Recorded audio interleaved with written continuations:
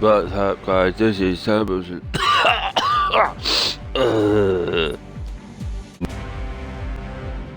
What's up, guys? This is Shams11 and welcome to AIPD, the Artificial Intelligence Police Department, a game I should have reviewed a week ago, but due to the fact that everybody in the UK has a cold, I got a bit delayed. Now, this game is brought to us by publishers Mamor Games and developers Blazing Badger, and thank you to Sasha from Blazing Badger for giving me this code to bring to you guys. This game came out on the 29th of January, so it is available now on the good old Xbox One. And what we have is a twin-stick shooter. Now, twin-stick shooters have been around forever. My first personal experience of such games was Super Smash TV on the SNES back in 1990, I do believe, but they have certainly been going on a lot longer than that. Recently, I got back into them with a game called Polychromatic, which is basically a very simplified version of this game. I just went round in circles, if you see my reviews, just shooting wildly. Well, AIPD kind of mixes it up a little bit, because now our guns only have a certain range, enemies fight back, and there are certainly multiple types. As you can see, the graphics are pretty cool. They're fairly simplistic, as you'd expect from a top-down shooter, but they're beautifully well rendered. The music is great. They're nicely lit. The music is good because it fits the style of game nicely, but doesn't become repetitive or too annoying. And we have various different power-ups. We have one that kind of helps the ship that you're controlling, things like slow down time, extended shield, that sort of thing. And then we have the other one, which is the super weapon. And there are quite a few different types of super weapons. Some fire a blast wall, some fire torpedoes, some fire homing missiles. And I'll be honest with you, the first time I played it, like I say, I was sick, and I thought it was quite average. This is my first playthrough you're seeing just here, and it didn't go too well.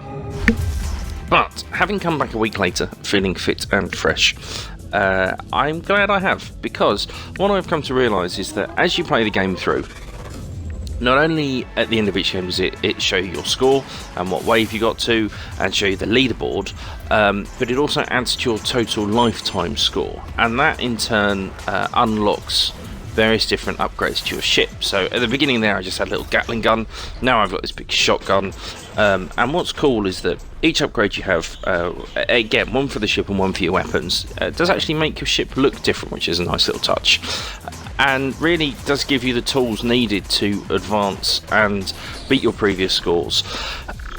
After this one, I think I get the lock-on missiles, kind of photon beams that shoot multiple lasers at once, and then the most recent one I've unlocked actually fires through multiple enemies at once, which is very cool, very much like a railgun kind of thing.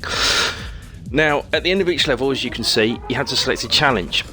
This game is all about making it harder for you. It doesn't want you to have a nice, easy time. So the challenges make things happen, like certain characters now have an escort drone. Certain bad guys, when you kill them, drop bombs. You can see this fella here laying down mines behind him.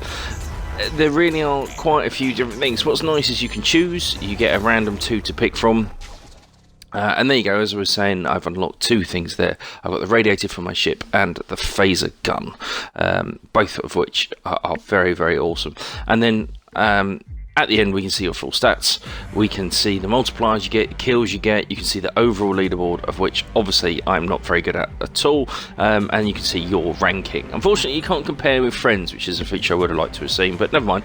There are plenty of options, plenty of things you can do. Down in the bottom left, that's design. Own multipliers and modifiers, all of which make things harder. Nothing is in there to make your life easier, but with the added difficulty comes multipliers.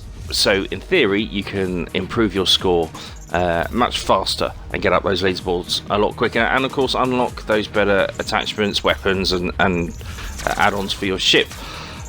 I am absolutely no good at twin-stick shooters, but this is one that I am slowly getting better at. It's definitely one you need practice. My main complaint with this game is there is zero tutorial. I mean, it's pretty tricky to put a tutorial in. You know, most twin-stick shooters don't really need them. One stick moves you around, one stick fires, but there's no real indication as to what you're doing the first time you play. I would highly recommend just taking a quick look. It's 7 pages of just flicking through pictures. I really would take a look at the instructions and just see what you're doing. It's not often you say that with a game. Normally you can jump in, there's some sort of tutorial, but I didn't really have a clue what was going on at all.